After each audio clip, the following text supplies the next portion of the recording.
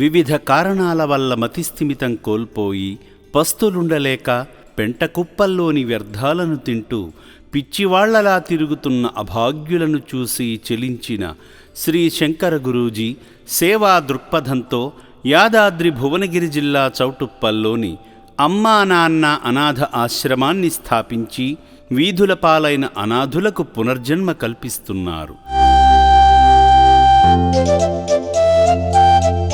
మానసిక వికలాంగులను వక్కున చేర్చుకోవడం, వారికి సరైన వైద్యమందించి సొంతవారి చెంతకు చేర్చడమే శ్రీ శంకర గురూజీ ఏకైక లక్ష్యం.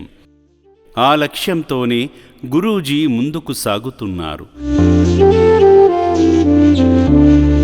ఈ సేవాయజ్ఞంలో మరో అద్భుతమే ఈరోజు మనం చెప్పుకోబోయే సొంతవారి చెంతకు చేరిన కుమార్ కథ. పూర్తి వివరాలలోకి వెళితే, ఇతని పేరు కుమార్. మతిస్థిమితం కోల్పోయి రోడ్ల మీద దిక్కుతోచని స్థితిలో తిరుగుతుండగా గుర్తించిన పోలీసులు చౌటుప్పల్లోని అమ్మా నాన్న అనాథ ఆశ్రమానికి తీసుకువచ్చి అప్పగించారు.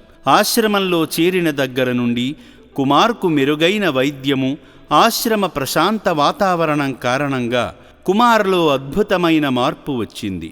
మతిస్థిమితం కుదుటపడి గతం గుర్తొచ్చి తన వివరాలు చెప్పడంతో కుమార్ను తీసుకుని ఆశ్రమ సిబ్బంది డిసెంబర్ 9వ తేదీన సికింద్రాబాదుకు బయలుదేరారు.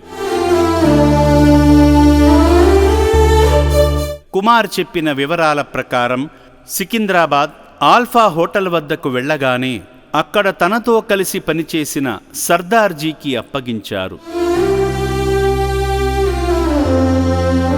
కుమార్లాగే ఆశ్రమంలో ఉన్న మిగతా అభాగ్యులు కూడా త్వరలోనే కోలుకుని తమ సొంత గూటికి చేరాలని మనసారా కోరుకుందాము. శ్రీ శంకర గురూజీ చేస్తున్న ఈ మహాయజ్ఞానికి మీ వంతు సహకారం అందించండి. ఈ వీడియోను షేర్ చేసి మానవత్వాన్ని చాటండి.